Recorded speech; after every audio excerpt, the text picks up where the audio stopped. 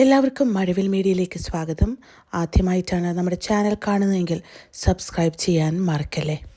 Voice of voiceless എന്ന ഒറ്റ മലയാളം റാപ്പിലൂടെ ശ്രദ്ധേയനായ റാപ്പറാണ് വേടൻ എന്ന ഹിരൺദാസ് മുരളി.